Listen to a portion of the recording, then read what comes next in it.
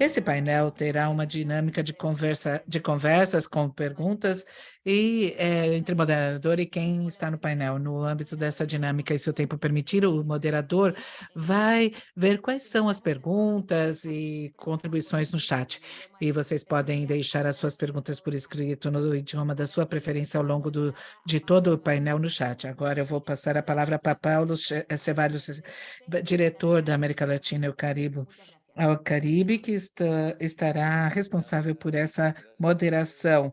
Ele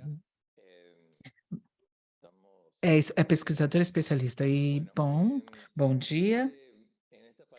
Nós estamos no painel de número 2 e o foco será em examinar três iniciativas ocorridas nas reformas educacionais da nossa região que estiveram explicitamente dirigidas a melhorar as aprendizagens de estudantes com o propósito de compreender o que dificultou ou impediu, em alguns casos, a sua implementação de sucesso. Eu sou diretor do IPE, Unesco, escritório da ALC. E vamos ter aqui três pessoas participando nesse painel que, nas últimas décadas, tiveram responsabilidade na condução das políticas educacionais nos seus países, Equador, México e Peru, e que, nessa condição, protagonizaram reformas educacionais de muito renome em nível nacional e que não foram isentas de polêmicas, e isso as torna, inclusive, mais interessantes. Essas três corajosas pessoas aceitaram o nosso convite para participar desse painel e nós estamos muito agradecidos por isso. E eu diria que são corajosas porque, quando nós as convidamos, nós pedimos para contar-nos e reflexionar ou refletir sobre uma política que procurou melhorar as aprendizagens estudantis e que não tiveram o resultado esperado. E pedimos que tentem explicar os principais erros que acham que foram cometidos no planejamento ou implementação dessa política. E para coroar tudo isso, nós pedimos também que concluam dizendo quais são as principais lições aprendidas da experiência que vão nos contar. A propósito, com relação ao que foi dito na introdução do Fórum Regional, a nossa intenção é podermos entender melhor esses erros e, portanto, podermos aprender com eles e evitar cometer erros similares no futuro. Eu acho que isso é possível nos nossos países, na medida em que esses erros que nós analisarmos possam estar, talvez, conectados a características ou problemas comuns dos países da região. Nós veremos isso durante a discussão. As pessoas que participam nesse painel e que vão intervir em ordem alfabética pelo nome do país que representam é a ministra da Educação do Equador, de 2010 a 2014, e vice-ministra até 2003, Glória Vidal, e também Otto Granados, que foi subsecretário de 2015 a 2017, e Patrícia Salas, que foi ministra da Educação do Peru de 2011 a 2013. Os três panelistas têm carreiras brilhantes e são muito conhecidos e reconhecidos na região, e como vocês sabem, eles são merecedores da minha admiração e respeito profissional.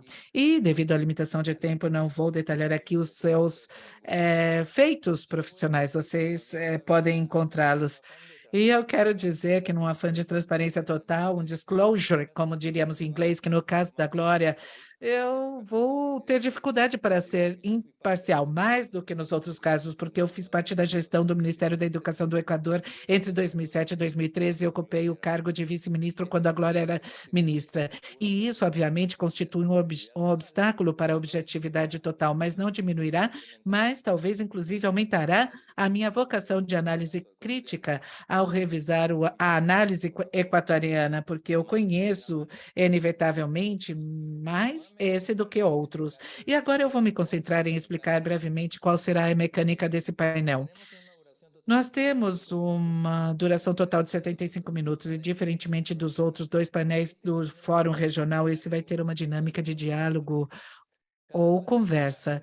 Cada painelista terá, no máximo, 8 minutos para contar-nos o seu exemplo. As intervenções terão como gatilho a seguinte pergunta: das ações orientadas à melhoria das aprendizagens desenvolvidas durante a sua gestão, qual poderia mencionar que não teve o impacto que se buscava e por quê? E o que faria diferente se tivesse uma nova oportunidade? Bom, em outras palavras, nós vamos pedir para cada painelista responder à pergunta anterior, desenvolvendo 3 conceitos ou 3 pontos principais que a compõem. Eu vou detalhar agora. Primeiro, explicar brevemente uma política orientada à melhoria das aprendizagens implementada durante a sua gestão, mas que não teve o impacto positivo planejado originalmente. Segundo, identificar o principal erro que considera que foi cometido no planejamento ou implementação da política mencionada. E terceiro, comentar o que faria agora de forma diferente se tivesse que voltar a fazê-lo. Ou seja, também poderíamos formular dizendo qual é a lição ou qual foi a lição aprendida. Essa talvez seria a parte mais interessante. E depois que cada painelista terminar a exposição, vai ser aberto um diálogo de 14 minutos no máximo com cada painelista e eu espero que serão somente algumas esporádicas intervenções minhas como moderador. Depois vamos ter o mesmo mecanismo, primeiro com Glória, depois com Otto e depois com Patrícia. Finalmente, se o tempo for suficiente, vamos abrir um espaço para perguntas do público. E eu sugiro a vocês que vocês as escrevam no chat, porque os meus colegas vão coletá-las, sistematizá-las e enviar-me. E isso vai depender, claro, do tempo. Agora nós estamos um pouco atrasados, mas nós vamos tentar fazer da melhor forma possível. Da minha parte, então, eu vou tentar controlar o cumprimento dos tempos de forma bem severa. Então, eu peço aos painelistas para cumprirmos os prazos. Não fiquem tristes comigo. E vamos garantir, assim, que os 3 casos vão ter o mesmo tempo de exposição e discussão. A mecânica da câmera vai ser assim: cada um dos painelistas vai monopolizar a câmera nos primeiros 4 minutos da sua exposição. Depois disso, vocês vão compartilhar comigo e na tela vocês vão poder ver um cronômetro que vai contar os 4 minutos que faltam. E quando faltarem somente 2 minutos, eu vou dizer a vocês: olha, faltam 2 minutos para vocês terem a oportunidade de ir fazendo o fechamento se ainda estavam longe de terminar. Cuidado, porque quando vocês terminarem os 8 minutos, não vai acabar a sua oportunidade de falar, ok? Nós simplesmente vamos abrir para conversa. Então, se vocês concordarem, vamos iniciar o cronômetro e vamos começar com a intervenção da Glória Vidal, que vai falar da sua experiência na gestão do Equador. Glória, por favor. Oh, muito obrigada. É um prazer estar aqui com todos vocês nesse sexto fórum. Na verdade, nós estamos diante de uma prática incomum. Não é muito comum na nossa região fazer uma reflexão sobre aquilo que não deu muito certo. Nós sempre falamos e parabenizamos entre nós por aquilo que teve sucesso. Então, eu vou falar do que nós obtivemos nas medições em que o educador saltou de uma posição atrás para uma posição bem favorável, que foi o fruto de uma transformação educacional. No entanto, hoje, outro objetivo nos traz aqui. Eu cumprimento aos meus 2 companheiros nessa tarefa, nessa missão, a Patrícia e o Otto, porque, como o Pablo disse, precisamos de um espaço de reflexão interessante para saber onde estão essas falhas de construção da política pública que não trouxeram os resultados desejados. O próximo painel, que é o número 3, vai ter uma série de especialistas que vão nos contar como devemos montar corretamente uma política pública para que seja bem-sucedida, como esse êxito chega às salas de aula, e vamos ver nesse painel em particular como essas políticas, apesar de em alguns casos, terem respeitado esses tipos de construção, não conseguiram o resultado desejado. Também foi pedido que escolhêssemos uma das 4 recomendações mencionadas nas intervenções anteriores, que são consideradas, entre aspas, recomendações canônicas, ou seja, aquelas recomendações onde todas as transformações educacionais colocam o seu foco. Uma delas é o currículo, que eu vou abordar. Conforme isso, e a partir de dezembro de 2005, foi empreendida em Equador uma transformação educacional que teve uma grande participação da população. Em que sentido? Ela foi levada à consulta popular em novembro de 2006. Isso, ela tinha 8 linhas de políticas que permitiam que o público em geral, que os cidadãos participassem ativamente da construção delas. No caso dos currículos, os currículos no Equador, dos diferentes níveis e modalidades, tinham um certo atraso com relação a outros da região, por um lado, e por outro lado, com aqueles fundamentos ou necessidades práticas de ir renovando periodicamente os currículos para irem se adaptando a esse mundo tão mutante no qual vivemos. No caso da formação secundária, pontualmente, como foi escrito de forma formal, tinha origem na década dos 60, com transformação nos anos 70, um pouco nos 80, nos anos 80 e 90, mas que era uma secundária muito especializada, que tinha uma especialização realmente muito precoce. Em alguns casos, nos 14 anos, onde os estudantes deviam escolher uma área de especialidade, entre aspas, uma formação em ciências, essa possibilidade era física, matemática, química, biologia ou ciências sociais, dentro do contexto das ciências humanas modernas. Isso fazia com que, no primeiro ano da secundária, ou da educação secundária, eles tivessem dentro do currículo cerca de 50% dedicados à especialidade, enquanto que avançando na secundária, na educação secundária, no último ano, essa carga de conteúdo curricular chegasse a cerca de 92%. Isso fazia com que os estudantes prescindissem de conhecer algumas áreas próprias do conhecimento, mas que pertenciam a outro setor. Eu me explico melhor com um exemplo. Isso significava que se eu pegasse o caso, por exemplo, da especialidade de física e matemática, eles prescindiam de ter matérias das áreas sociais, como filosofia, literatura, etc. O que isso fazia com que o nível secundário, as pessoas que saíssem desse nível secundários chegassem a ter um viés nas suas decisões posteriores de entrada na universidade por uma decisão precoce que não foi tomada por eles, mas sim por seus pais ou outros tipos de motivações. Então, estamos diante da decisão de que um jovem de 14 anos tinha que tomar, por exemplo, de ser médico, e provavelmente depois, com 18 anos, se ele tivesse cursado uma formação em química, ele tivesse decidido seguir essa hora ou ser advogado. Bom, e se isso tinha um viés para a área de química ou biologia, era muito provável que conseguisse entrar com muita dificuldade no curso universitário. Isso para trazer, em linhas gerais, o panorama do nível secundário. E quando se enfrentou o problema da construção de um novo nível secundário, para o Equador, começamos mesa de discussão ou mesas de discussão com especialistas, universidades, setores públicos, a Câmara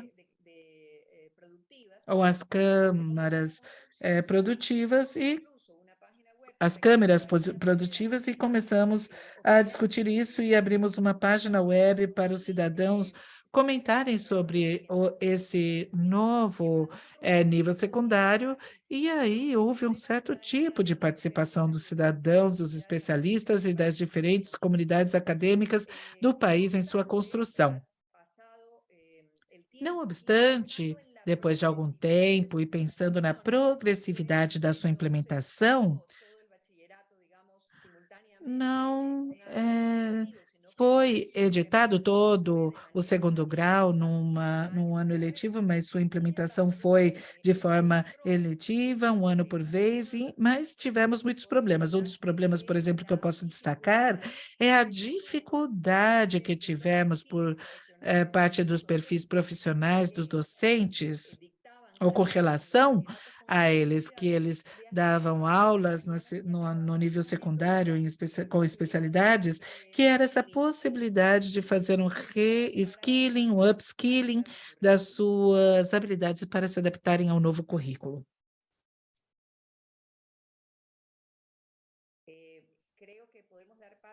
Eu acho que podemos passar para as perguntas, talvez?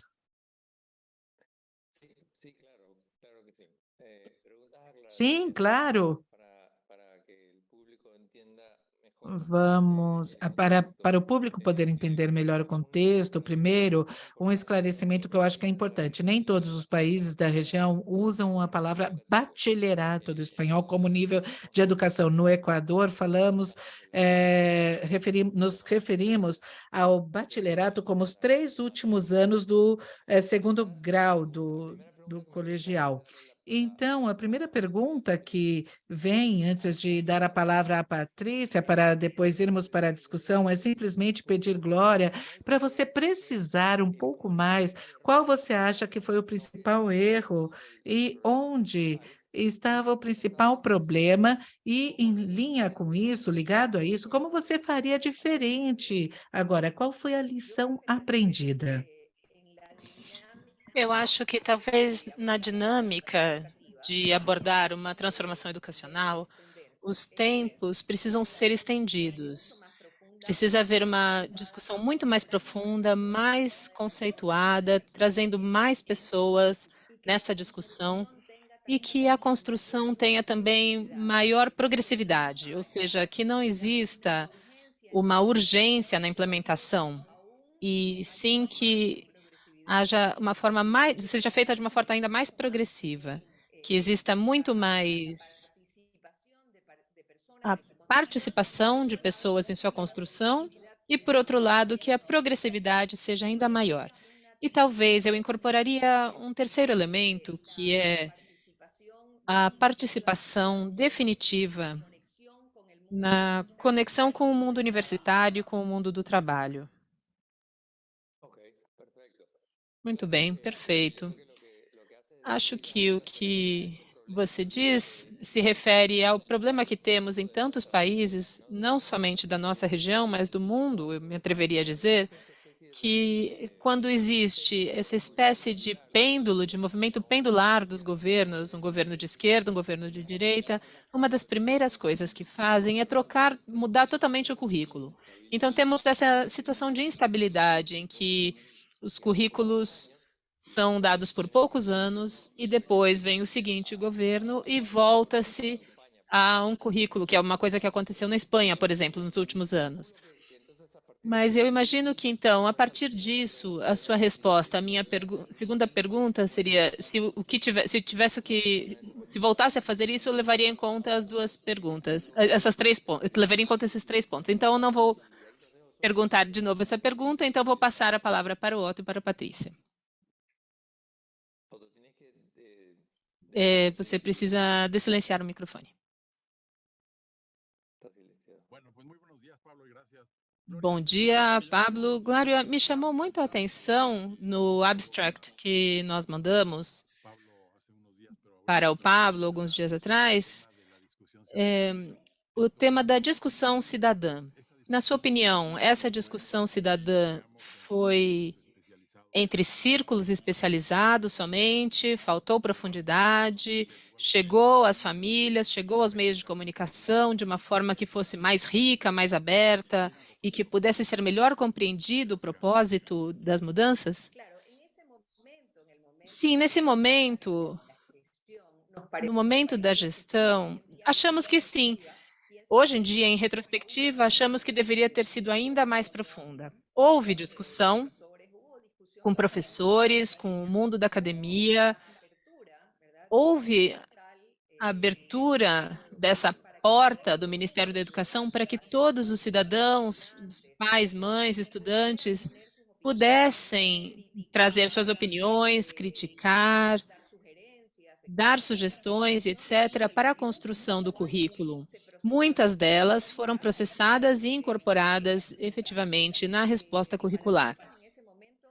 Para nós, nesse momento, foi feito com muita seriedade e achamos que com a profundidade suficiente. No entanto, em retrospectiva, porque já passaram-se 11 anos dessa, ou 12, dessa discussão para a construção dessa política pública, eu acho que falta, ou faltou naquele caso em particular, incorporar ainda mais a cidadania, incorporar ainda mais formas de participação, porque não há uma apropriação se não houver uma participação. Então, quando não há uma apropriação e não se considerar isso uma resposta válida, é mais difícil sustentar uma política.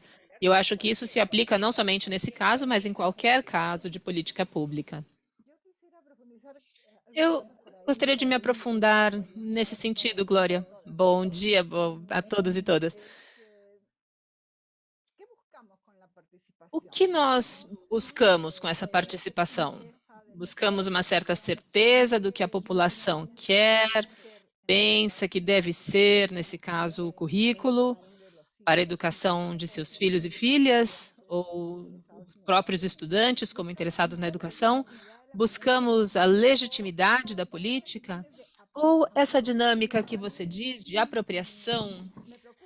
Para mim, me preocupa tudo isso da participação, porque trabalhamos muito e terminamos em uma lógica, como a que você diz, depois, à distância, vemos que não foi tudo o que deveria ter sido. Mas eu acho que temos que, eventualmente, nos perguntar o que buscávamos com a participação. E se essa apropriação nessa etapa de formulação, é nessa etapa de formulação ou talvez numa etapa de implementação? Porque nunca vai todo mundo poder participar, por mais vontade que tenha. Mas não sei, como você vê isso? Como vocês fizeram esse processo de se reunir e sistematizar e definir essa opinião, se essa opinião entra, essa opinião não entra, e como isso afeta a como a demanda da cidadania afeta isso, e que é ampla e pode ser diversa, e a consistência técnica pela qual as administrações são responsáveis. Como você viveu isso? Olha, eu acho que a resposta da primeira parte da sua pergunta tem a ver com o fato de que sempre buscamos que não houvesse uma desconexão entre a criação de uma política que costuma estar na mesa dos especialistas do Ministério da Educação e o território. Eu acho fundamental que não exista essa desconexão. Os aspectos técnicos nós conhecemos, existem especialistas que podem articular a proposta, mas é preciso ouvir. Eu acho que mais do que qualquer ministério, o Ministério da Educação, mais do que qualquer ministério, tem que ter uma grande disposição para ouvir, para que seus processos sejam discutidos com a população. Independentemente da questão técnica, já é uma questão de especialistas, claro. A demanda da cidadania pode requisitar uma série de motivos e sugestões que são muito pertinentes e fica nas mãos dos técnicos transformar isso em uma resposta com instrumentos pertinentes, mas eu acho que deve-se fomentar a conexão com os territórios. Ou seja, eu quero dizer tanto a cidadania como outros tipos de organizações sociais, como grupos corporativos, como grupos acadêmicos, de redes universitárias. Eu acho que a discussão deve ser ampla. Posso fazer um comentário, Pablo? Claro que sim. Eu acho que as três coisas que a Patrícia trouxe não são incompatíveis. De um lado, o desenho curricular, como tudo que tem sua complexidade técnica, como tudo na pedagogia, que às vezes não é fácil de se comunicar de forma eficaz ao público em geral e às famílias, mas é preciso fazer isso, é claro.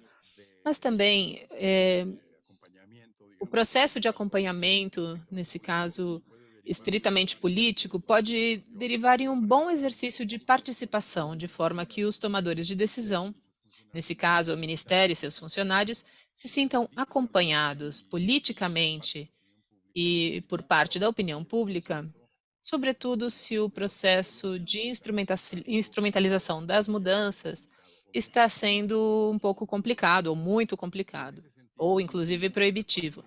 E nesse sentido, eu acho que seria importante ver como aumentar a intensidade e a qualidade dessa participação, ou como dizia Guillermo Donner, impulsionar para ter cidadanias de mais intensidade, que compreendam e apoiem um pouco a complexidade das mudanças.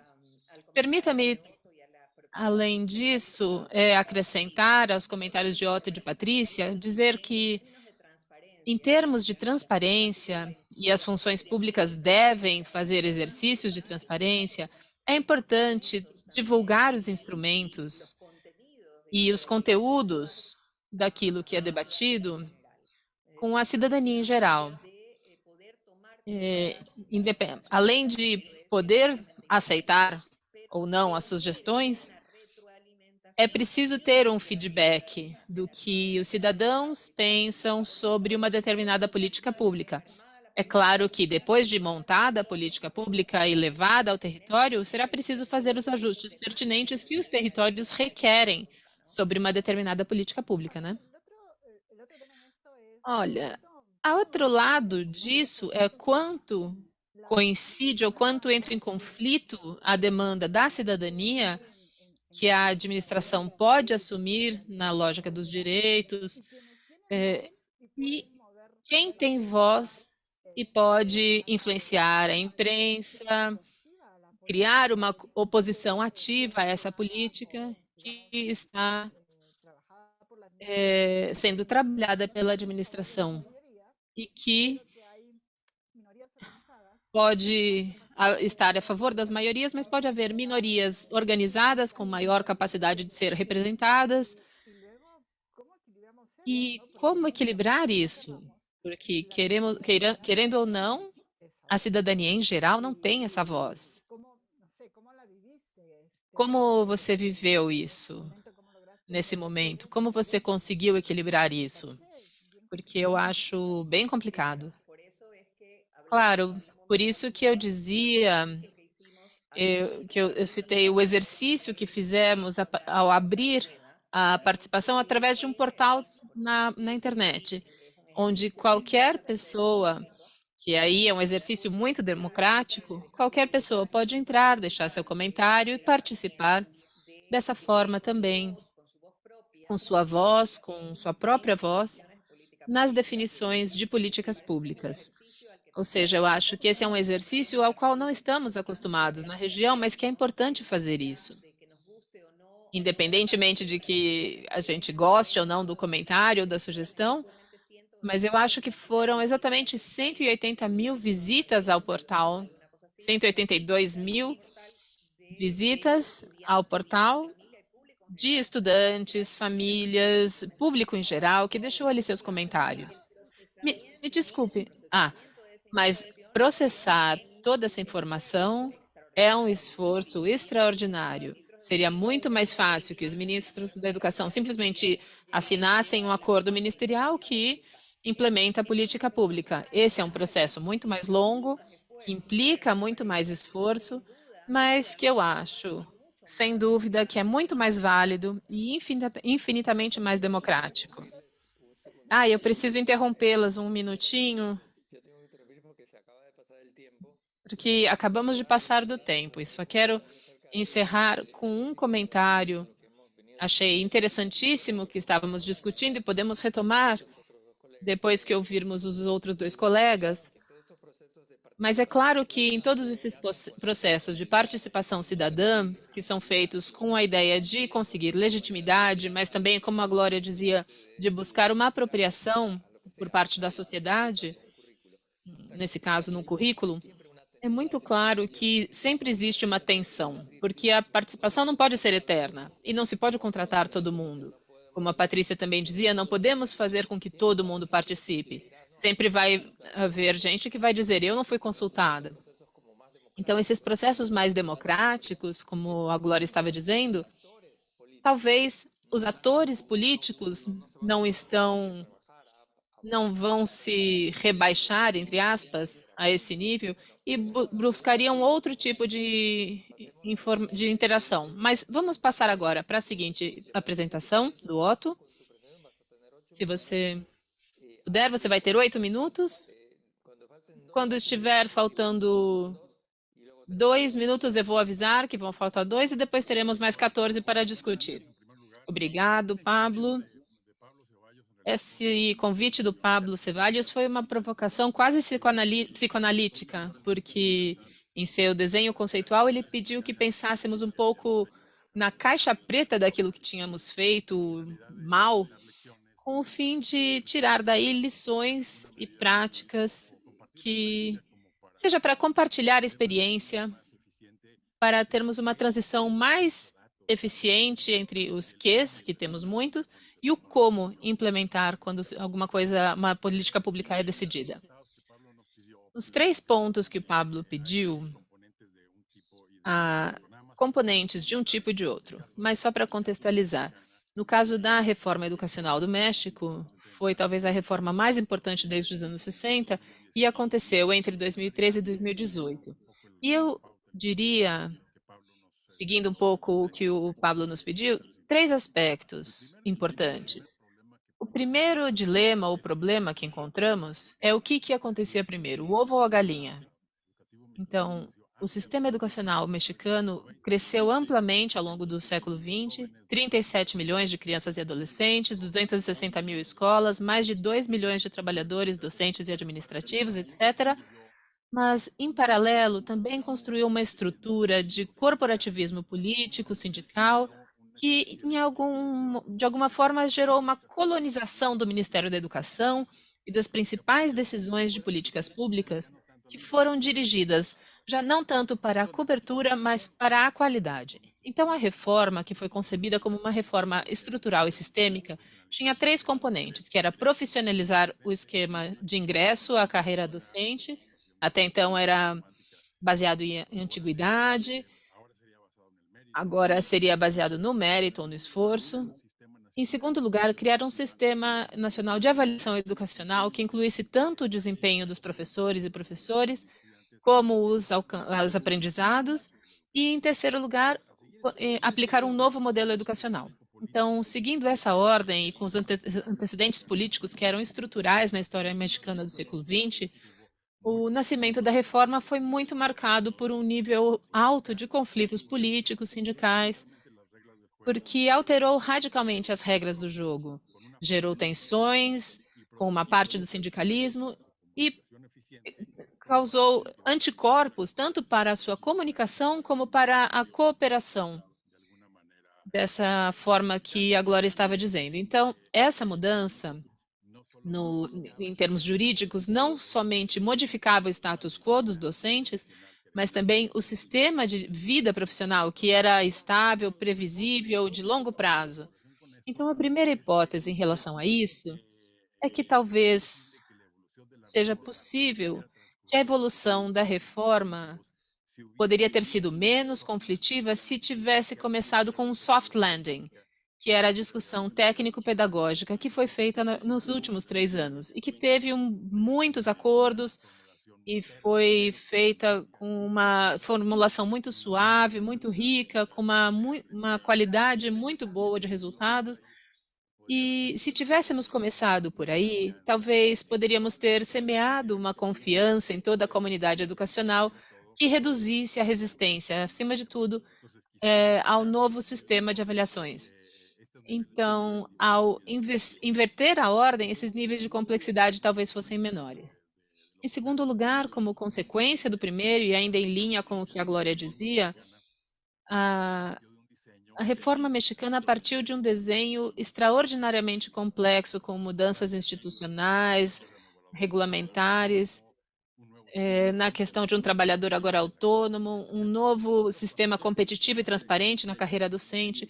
Então, quando isso foi feito em 2013, dentro de um ambiente de tensão, os legisladores e quem desenhou essa reforma acharam que reformar as leis de forma automática levaria às mudanças desejadas. Então, isso levou a um déficit de comunicação muito importante, muito interessante, que se manifestou no imaginário do magistério, na percepção de que era uma reforma punitiva, o que afetava o interesse dos professores e professoras, o que, obviamente, afetou, de alguma forma, o nível de legitimidade da própria reforma. Isso aconteceu porque eu acredito que no Ministério da Educação, o Instituto Nacional de Avaliação Educacional executou uma estratégia de informação nos primeiros 3 anos que não foi tão detalhada e crível, o que aumentou a desconfiança em relação às suas vantagens. As pesquisas que foram feitas em 2015 mostravam que quase 89% dos respondentes era uma reforma não educacional e sim política, e 58% diziam que queriam que os cargos continuassem sendo vitalícios e quase 50% eram contra as avaliações porque afetava sua permanência no trabalho. Então, isso é o que foi o resultado de um estudo que pedimos para a Orealc Unesco em 2016, um déficit de comunicação muito interessante, psicologicamente complexo, porque, por um lado, parecia estar se gerando entre os professores uma sensação de liberdade, porque agora era seu mérito, seu esforço que permitia que eles pudessem entrar e permanecer e subir na carreira, mas, por outro lado, isso havia um conflito com o fato de que esse sentimento de liberdade contrastava com o sentimento de segurança e de estabilidade, em aspectos cruciais da sua vida profissional, que estiveram historicamente mais relacionados com o modus operandi anterior. E isso provocou uma dissonância cognitiva quase, que o próprio relatório da Orealc diz que parece ter sido o maior trade-off que os professores tiveram, que era que isso não sacrifica a segurança, mas redefine. E esse elemento de comunicação começou nos últimos 2 ou 3 anos e foi insuficiente. E, de certa forma, chegou tarde para conseguir uma comunicação mais eficiente, mais transparente e mais verdadeira em todos os sentidos. E em terceiro, e termino com isso, o que podemos fazer diferente? Na minha opinião, acho que deveríamos ter construído, articulado uma coalizão cidadã muito melhor e com as organizações da sociedade civil em favor da reforma que constituísse, e esse é o sentido do que eu perguntava à Glória, uma pressão ativa e positiva para todos os atores envolvidos, da sociedade civil, da cidadania, em relação aos políticos, governadores, legisladores, que incentivasse a cooperação e facilitasse a instrumentalização da reforma. Talvez falaremos um pouco mais disso mais adiante, mas, a meu ver, não foi possível, por diferentes razões, construir essa grande coalizão cidadã que se tornasse a representação da própria reforma educacional, que já trazia resultados importantes em termos de conquistas e aprendizagens, como nós vimos rapidamente na apresentação do colega da OCDE, para os últimos 2 anos de instrumentação desta reforma. Eu fico por aqui de momento, Paulo. Muito obrigado, muito interessante a sua apresentação. Eu acho também muito interessante, somente para adiantar e passar a palavra para a Patrícia e a Glória nessa ordem,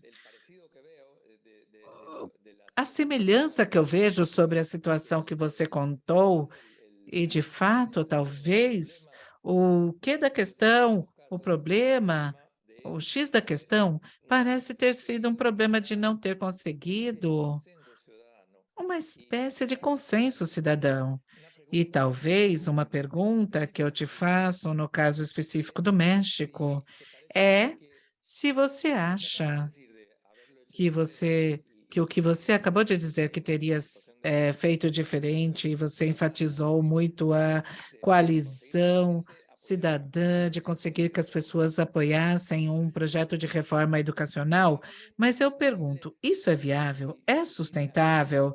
Se você tiver, ao mesmo tempo, a oposição dos próprios atores do sistema educacional, porque parece que por razões que você mencionou rapidamente, esse era um pouco do caso mexicano, inclusive, se pudesse haver apoio cidadãos, ou se tivesse tido o apoio da cidadania, nós teríamos também dos docentes em geral. Então, talvez eu quisesse esclarecer esse ponto antes de passar para a rodada de perguntas. Obviamente, nesse exercício que o Pablo nos convocou aqui para fazer, eu me lembrei do Pablo Picasso, que você nunca deve falar mal de você mesmo, porque os outros estão aí para fazer isso, né? Então, eu acho que duas coisas estão certas. Pablo, por um lado, o ativismo político sindical foi um fator de primeira ordem na discussão da reforma e, como consequência, na possibilidade de conseguir chegar a consensos que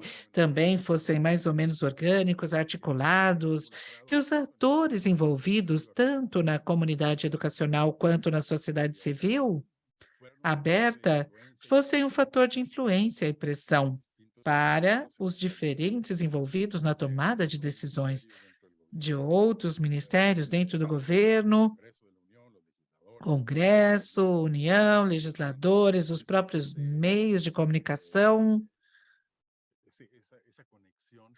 Essa conexão, eu acho que não aconteceu de forma suficientemente boa ou não ocorreu suficientemente a tempo. Mas há um dado muito interessante: as enquetes do último ano de 2018 versus as de 2015 tiveram números diferentes, os números mudaram de forma muito significativa. Os níveis de aprovação das enquetes aumentaram em 20 ou 25 pontos, as enquetes entre os pais, em relação ao quê? A reforma, a avaliação da reforma e os próprios componentes específicos, como a avaliação dos professores, melhorou consideravelmente.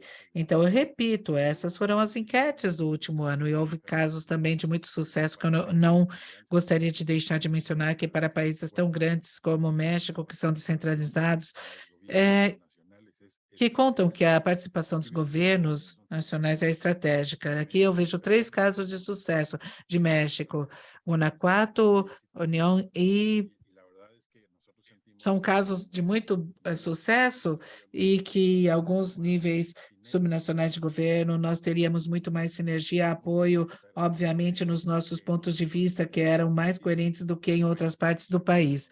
Eu insisto, num país em que, de qualquer forma, são muitos, ele contém muitos Méxicos, né? Eu gostaria de perguntar para guiar o diálogo, Patrícia, eu gostaria de passar a primeira palavra, então, para a Patrícia, por favor.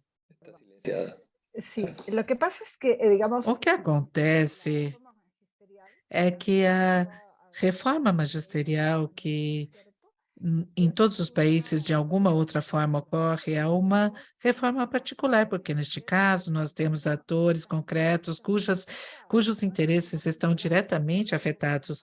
Ah, você fala do conjunto da população como uma mudança, mas aqui, você vai perder essa habilidade no trabalho, a estabilidade do emprego, serviço. Então, e quando fazemos isso, claro, eu concordo que é necessário construir consensos, é uma rota da gestão pública e política, mas concentrar-nos tanto nos consensos não nos faz descuidar tanto as probabilidades de oposição ou de dissenso. Nessa dinâmica da lógica do bem público, isso deve ser feito, mas muitos dos nossos atores políticos, congressistas ou governadores ou governantes no nível territorial vão preferir a sua popularidade ao bem público, fazendo seu próprio cálculo político. Isso é uma reflexão. É totalmente verdade, Patrícia. Eu não poderia tê-lo dito de melhor forma. Eu acho que, nesse caso, de fato, certos componentes da reforma educacional mexicana foram instrumentalizados como uma ferramenta política, e há algumas decisões que são impopulares e há más decisões que são impopulares. Então, nós vemos que nós devemos tomar as primeiras decisões, e se você quiser que a lógica avance com uma boa reforma, nesse caso, focada na qualidade, equidade e inclusão, nesse sentido, quando esse tipo de reformas, na minha opinião, são submetidas ao marketing partidarista, cultural, etc., gera problemas. E se um dos atores tiver capacidade de veto, é pior ainda. E se houver falta de coerência no governo com relação aos conflitos que eventualmente geram uma reforma e que não há uma unidade de propósito, de senso de propósito, complica muito mais ainda a instrumentação de uma reforma desse tipo. Eu concordo totalmente. É necessário procurar altos níveis de apoio, mas não necessariamente tem que ser um nível de consenso, como você muito bem mencionou. Otto, eu gostaria de refletir com você sobre a questão da participação dos cidadãos. Eu acho, e gostaria de ouvir a sua opinião, que na nossa América Latina querida, muitas vezes a participação dos cidadãos é sujeita tradicionalmente a uma votação a cada 4 anos, ou ao exercício do voto e o cumprimento de algum dever ou direito, mas não há uma real construção da cidadania. Talvez isso é o que, num determinado momento, não permite essa apropriação das políticas educacionais e sua posterior reivindicação, quando a política educacional não é empregada a seguir por outros governos, a ampliação dos direitos não ocorre ou não é sustentável no tempo para ter, digamos assim, um impacto, mas o governo oposto desmantela ah, as políticas anteriores. Então, essa voz dos cidadãos, por que não está presente na América Latina? A questão da educação é um assunto do ministro da Educação, dos técnicos do ministério, mas não do cidadão comum. Bom, na educação acontece algo como você mencionou, é algo um pouco perverso na questão da avaliação social e cidadã. Os pais de família, qualquer cidadão, importa muito mais a eles imediatamente o que está acontecendo com a economia, os incentivos, a segurança, etc.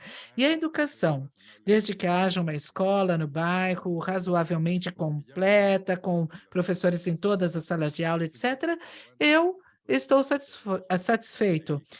O Instituto de Estatísticas do México levantou dados muito claros nessa direção. Então, não há um nível de demanda suficientemente orgânico, ativo, intenso, que permita uma mudança de atitude dos cidadãos com relação a esse tipo de decisões ou de mudanças. E mais ainda, Glória, quando a educação, a boa educação, em torno das aprendizagens, etc., esses resultados não se colhem rapidamente. É muito mais fácil construir um estádio de futebol na cidade ou qualquer outra coisa dessas que traz dividendos eleitorais, os melhores resultados e conquistas de aprendizagem. Essa é uma questão em que precisamos trabalhar. Eu diria, por último, que no final das contas, estamos num momento particularmente interessante para pensar fora da caixa em novas formas de garantir a continuidade das políticas educacionais. Vemos que temos um grande avanço, como foi mostrado pelos nossos colegas, previamente o Leonardo, a Cláudia, etc., o próprio Pablo, temos um grande avanço nas informações, na investigação, evidências empíricas, etc., etc. No entanto, é insuficiente. Nós precisamos trabalhar muito mais nos instrumentos de tipo político, legislativo, que permitam garantir os comos. E, no longo prazo, vocês são exemplos de ministros, vice-ministros, que nós que duramos um período relativamente curto na América Latina, duram no máximo 2, 3 anos, e, no entanto, os ministros da Corte Suprema, os conselheiros dos bancos centrais, duram 8, 10, 15 anos. Então, eu me pergunto como conseguir, em termos educacionais, um nível de estabilidade de médio e longo prazo que esteja um pouquinho blindado às mudanças políticas. Obrigada, Otto. Muito interessante. Eu não sei se alguém quer comentar alguma coisa, mas o que me vem a partir dessa última interação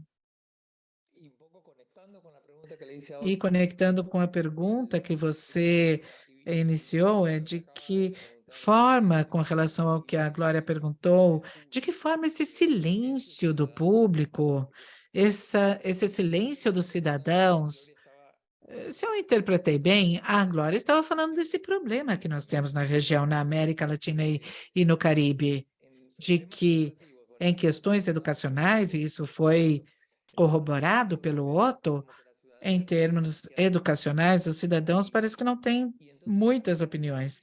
Então, o que esse silêncio dos cidadãos faz? Que aumenta a voz dos grupos mais ativistas, os grupos políticos, empresariais, sindicais, os grupos que têm os interest groups, para mencionar aí o ativismo. Então, como, num determinado momento, em termos práticos, o consenso que nós poderíamos buscar não é tanto o consenso com cidadãos, porque os cidadãos, em sua maioria, não opinam sobre essas questões, mas sim com esses atores, entre os quais estão, obviamente, estão os atores do sistema educacional. Então, Pablo, claro, por favor, fale, Patrícia. Eu acho que frequentemente nós nos focamos muito na questão técnica e descuidamos do nível político. Então, falando da política, a partir da lógica de construção de consensos para gerar apropriação, legitimidade, isso está na teoria, tudo que deve ser feito, mas nós não entramos no jogo da política e estamos tomando decisões do mais alto nível político, onde vão ser jogados interesses diversos. Uma das pessoas que escreveu no chat disse: você não pode fazer uma reforma contra os professores, porque no final das contas eles estão na sala de aula e à frente dessa educação. É verdade, mas você também não pode fazer uma reforma em função do público direito à educação que não cuide de que os nossos professores e professoras estejam na melhor situação para fazer essa tarefa. Então, o magistério também aparece como grupo de interesse no conjunto, havendo outros, claro, em nível curricular, nós estamos com esses grupos antidireitos, e também que também estão fazendo pressão nos currículos, etc. Então, eu acho que não estamos fazendo políticas suficientes sobre a educação. Em geral, não somente quando estamos sentados na administração, mas também nos países, para que os cidadãos estejam melhores representados ou melhor representados nos seus interesses, e também esses grupos de interesse que conseguem ter voz. Há um ponto muito interessante do que a Patrícia disse. Otto, eu gostaria de te interromper, porque já passaram os 14 minutos, então se você pode esperar um pouquinho com essa ideia, porque no final nós estamos falando, eu acho, em grande parte dessas questões de participação, legitimidade, apropriação. Então vamos agora para a intervenção da Patrícia, para ela não ficar de fora. Você tem 8 minutos, Patrícia, depois, quando faltarem 2 minutos para o fim do seu tempo, vamos ter 14 minutos de discussão, e aí o Otto pode voltar com a ideia. É a única ideia que eu tenho nessa manhã. Eu espero que não esqueça antes de falar. Anote. Bom, eu vou falar um pouco mais de dentro da gestão, porque eu escolhi como política uma reforma que nós quisemos fazer em nível da educação rural. A equidade era o nosso objetivo, e a área rural sempre está atrasada nos nossos países. Então, eu quis fazer uma política de equidade com relação à educação rural, que incluía a educação indígena de forma sistêmica. Todos nós sabemos que as reformas são difíceis e a nossa ampliação do orçamento, orçamentária, que foi considerável, eu acho que 250 milhões de dólares mais ou menos,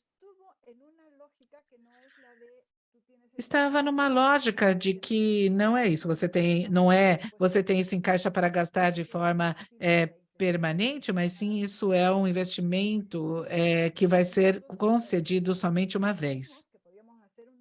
Então, nós assumimos que poderíamos fazer um desenho interessante para usar os fundos de investimento que são utilizados de uma única vez e não são para gasto corrente, frequente, mas também assumimos que poderíamos fazer de forma sistêmica, articulando o investimento com a infraestrutura, que é um investimento principal desse tipo de fundos, com o modelo pedagógico, com acompanhamento ou estratégias de treinamento ou capacitação docente em campo, na sala de aula, com uma conectividade com populações dispersas, o que achamos interessante, e com um desenho de gestão do sistema, porque não deve funcionar somente a sala de aula, também tem que funcionar a escola, numa lógica de população rural em redes, e deve funcionar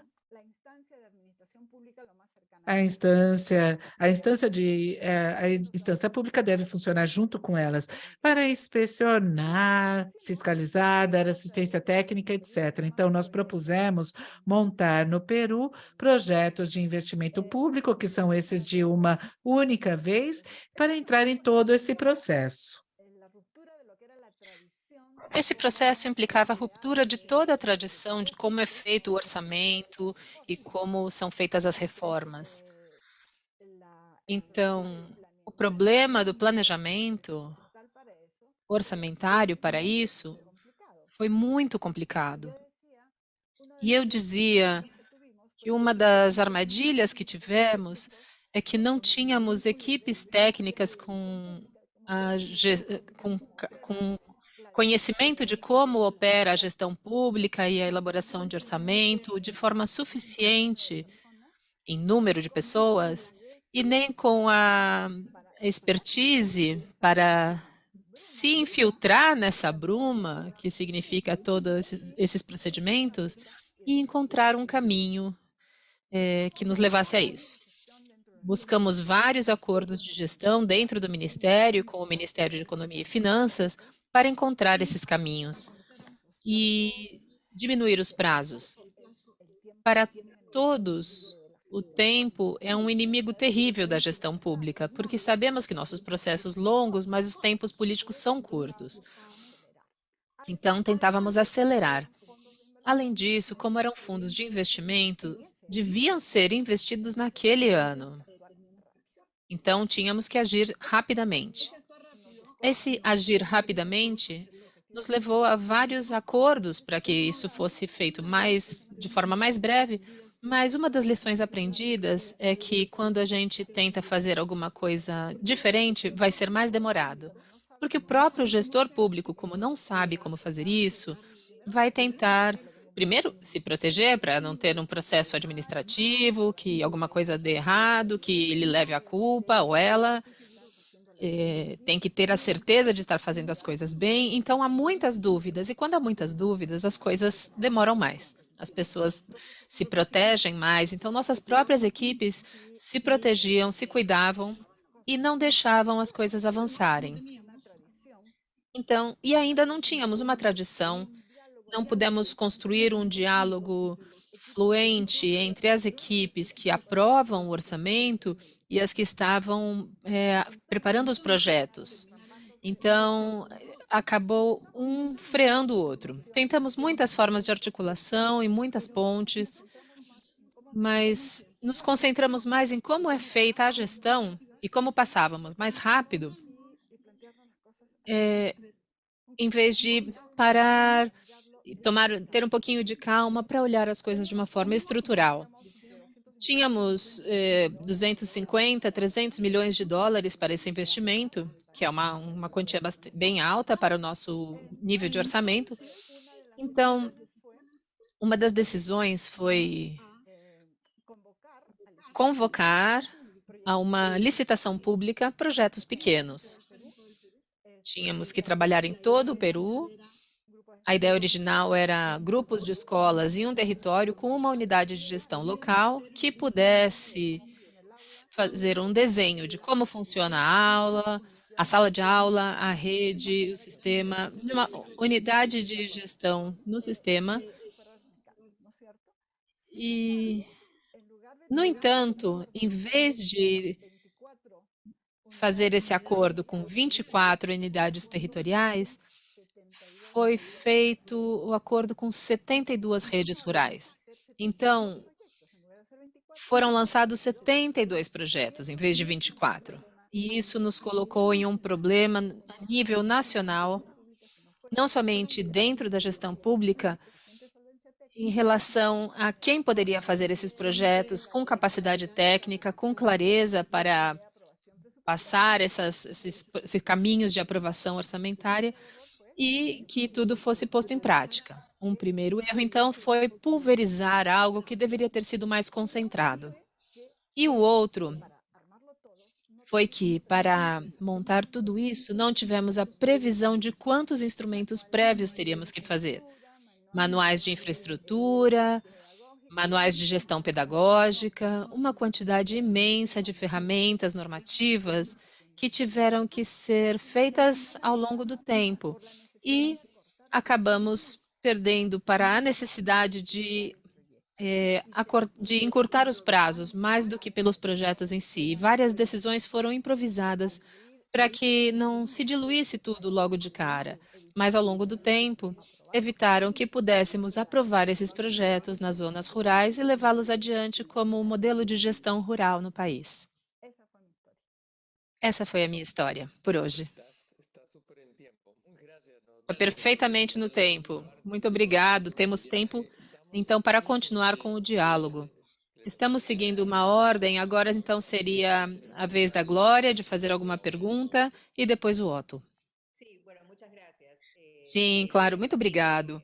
Muito obrigada. Patrícia, o que você acaba de contar é um pouco a via crucis que algumas equipes atravessam, equipes técnicas atravessam os ministérios da educação quando precisam levar adiante um processo com seus colegas dos ministérios da Fazenda, ou de Finanças, ou de Economia. A minha pergunta é, no caso do Peru, existe algum tipo de escola de formação governamental de técnicos que permita, de alguma forma, especializar as equipes para evitar esse tipo de travas na gestão? Porque, assim como você disse, chega um momento do ano em que, se a gente não utilizou o orçamento, simplesmente esse orçamento é perdido. E começa a haver uma avaliação de má gestão. Sim, existe essa instância que, além disso, teve a ver com uma reforma do aparelho público, assim como houve uma resposta à reforma magisterial de profissionalizar, que o Otto contou, mas ainda não funcionou muito bem. Mas eu acho que esse é um problema que vai mais além das capacidades técnicas, porque isso é colocar em jogo várias coisas ao mesmo tempo. Um é a capacidade técnica, o outro é o objetivo político e, em terceiro lugar, a articulação e a coordenação para além da minha responsabilidade técnica. Uma situação frequente é que cada departamento, cada área, cada unidade faz questão de que a sua própria parte saia de certo para não ter a culpa naquilo que deu errado. E uma forma de não ter culpa quando alguma coisa dá errado é que o outro não tenha muito a ver comigo. Nesses casos, sim, continuamos, conseguimos articulações muito importantes entre infraestrutura e tecnologia, e primário, terciário, secundário, terciário, muitas articulações interessantes, mas não foram suficientes. Não foram suficientes para, quando falávamos sobre isso, alguém me dizia, você vai desestimular a inovação. Mas mais do que desestimular, eu acho que é olhar com mais atenção, de uma forma mais aguçada, o que eu tenho que levar em conta quando eu vou fazer um processo de gestão. Não é somente com o Ministério da Fazenda, é com as suas próprias equipes. Em onde precisa ser feitos acordos políticos, com outro ministério, dentro do seu próprio ministério, onde tem que haver acordos técnicos, com quem você tem que falar para manter o espírito da política, mas ao mesmo tempo ter a solução técnica. São coisas que ficaram na minha cabeça em vários momentos. Sim, e certamente tem muito a ver com o que o Leonardo Garnier dizia em seu discurso hoje, na sua apresentação, que essa visão do mundo, da economia do Estado, de como está conceitualizado o investimento educacional, visto como um gasto, não como uma necessidade tão urgente, como dizia Cláudia Uribe, que pelo menos 15 países diminuíram o orçamento para a educação nos últimos anos. Nós aumentamos o orçamento, mas a eficiência do Ministério da Educação é medida por quanto desse investimento foi utilizado e quantas escolas foram construídas. Mas isso é somente uma parte, eu não sei se eu quero dizer um terço, um quarto, um quinto do que vai ser a qualidade da educação. Se a dinâmica na escola, que é com professores, professoras, estudantes, a comunidade, o currículo, se isso não é garantido dentro da escola, estamos só construindo paredes. E a nossa eficiência de gastos é julgada por isso. Então, como o Pablo dizia, essas são as desculpas para fora. Nós tivemos que redirigir parte do orçamento para isso, para a infraestrutura, com outros atores no território, com prefeituras, governos estaduais, para investir em escolas. Nós fizemos questão de que a equidade estivesse nos requisitos. Escolas de educação inicial, em zonas rurais, em zonas de risco, em tais quintis de pobreza, mas, evidentemente, ainda não atendíamos à necessidade, só atendíamos à demanda. Porque quem tem um prefeito que tem boa capacidade de gestão, consegue ir atrás do dinheiro.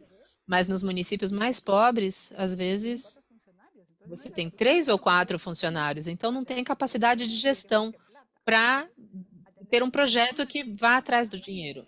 Então, atendemos a demanda, mas não necessariamente a necessidade. Então, é nisso que eu acho que, olhando para dentro, também temos que rever como continuar fazendo. Excelente. Vamos dar a palavra para o Otto agora. Sim, tem uma parte muito interessante do que a Patrícia mencionou agora, que tem a ver com a questão dos gastos, do financiamento. Em várias ocasiões, a Cláudia Uribe já insistiu em como baixar os gastos, existem dados nesse sentido, mas eu gostaria de saber a opinião da Patrícia quanto a como passar de um conceito de mais gastos a melhor investimento, mais eficiente, mais focalizado, mais transparente, com menos desperdício, porque aqui a gente acha que quando a gente vê que quando pede mais orçamento para o ministro da Fazenda ou das Finanças, a resposta é que não existe esse dinheiro, está no DNA deles. Então, como construir um modelo de financiamento e de qualidade do gasto ativo que seja dirigido a conquistas de aprendizado, para a melhoria da educação das crianças, que é o principal do processo educacional. Gostaria de saber a sua opinião sobre isso.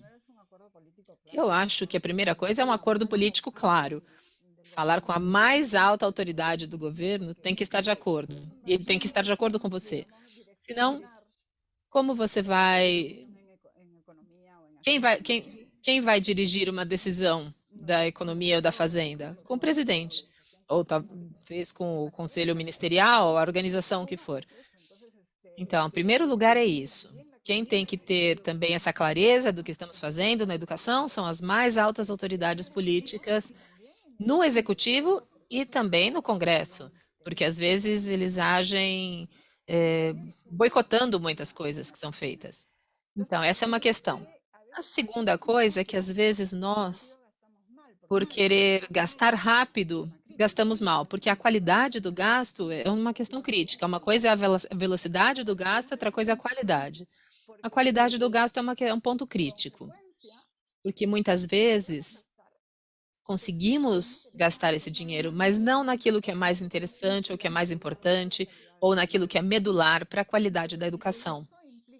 Então, isso implica, acredito eu, um trabalho em nossa gestão pública, de conhecer melhor as estruturas de custos ou os diferentes componentes, acho que hoje em dia se chamam, o que tem valor nos processos, não me lembro a palavra exata, mas o que tem valor, às vezes os economistas nos obrigam à utilidade imediata ou final com o estudante o estudante ou a estudante, que é o cidadão.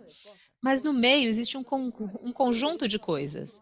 Se os professores e professoras não estão em boas condições, como dizia o Otto, não têm confiança no sistema, não vão ser seus aliados em uma reforma curricular. E se eles não entendem a reforma curricular, também não vão poder implementá-la no sentido em que está colocada. E se tem, mas não tem os materiais ou não tem a dinâmica da comunidade, porque existem no Congresso aqueles antidireitos que estão tentando desfazer esse currículo, então a professora fica em dúvida, o que eu faço? Faço isso ou aquilo? Então esse tecido é complexo e entender quais são os componentes nos ajuda a saber quais desses levam à qualidade de gastos. E eu acho que esse é um tema que na educação ainda não está suficientemente claro. Sabemos o que é a qualidade em uma estrada, numa rodovia, mas o que é a qualidade na educação? Isso ainda é um conceito polissêmico em que tem muitas interpretações e muitas negociações. No que Glória estava me dizendo, falando de uma consulta com cidadãos, nós estamos passando por um processo parecido com o currículo. A que leva isso? A um tipo de educação de mais cidadania ou um tipo de educação mais utilitária, associada ao trabalho e à entrada na universidade? A que leva? Preparar para a universidade ou para o trabalho? E é isso que tem que fazer? Preparar para a universidade, para o trabalho? Ou para ser boas pessoas, bons cidadãos, aproveitar bem a vida e ter esse conceito de educação integral, da qual falamos? Quando falamos sobre isso? Todo mundo fala sobre isso, mas o que significa para cada um? Acho que essas coisas precisamos continuar falando sobre elas para saber o que é qualidade de gasto, não é? Mais computadores? Sim, distribuímos computadores. E o que fazemos com esses computadores? Aí sim é que vamos saber qual é a qualidade educacional que estamos oferecendo.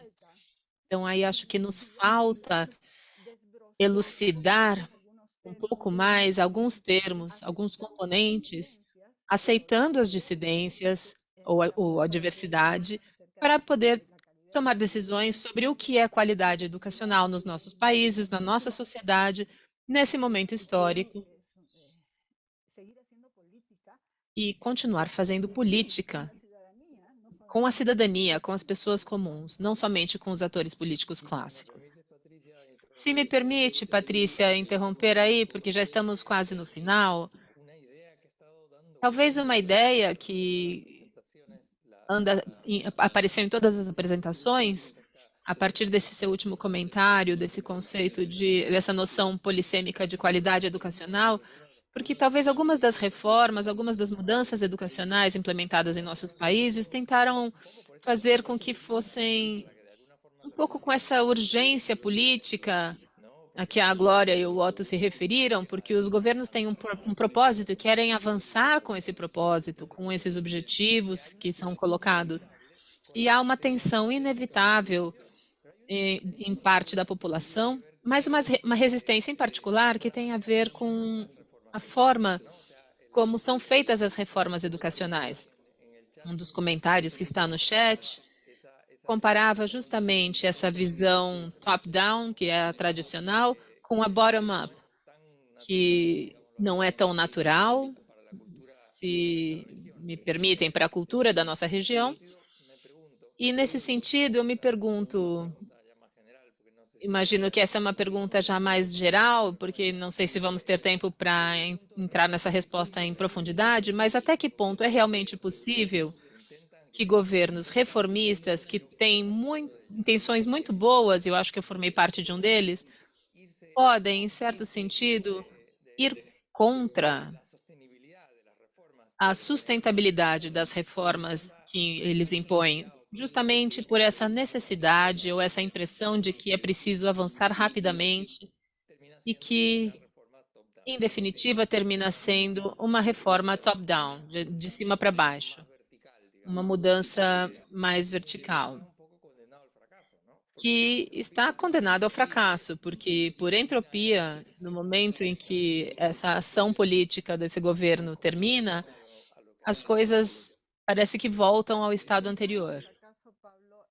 Está condenado ao fracasso em sociedades como a nossa, onde achamos que não tinha que fazer política e sim soluções técnicas, onde a construção de consensos não levou em conta a existência de dissensos, e onde deixamos de discutir com a população, com as organizações, sobre o que queríamos no país ou da educação, nesse caso.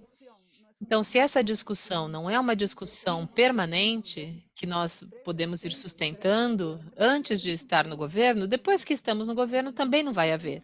E quando estamos no governo, somos os piores interlocutores para uma discussão cidadã, porque temos o orçamento, né? Então, você vai decidir alguma coisa a meu favor ou contra mim. Então, não é assim que queremos conversar. Se não trabalhamos como sociedade civil, organizações sociais, partidos políticos permanentemente nessas discussões, a continuidade fica sujeita aos prazos dos nossos governos ou das nossas gestões.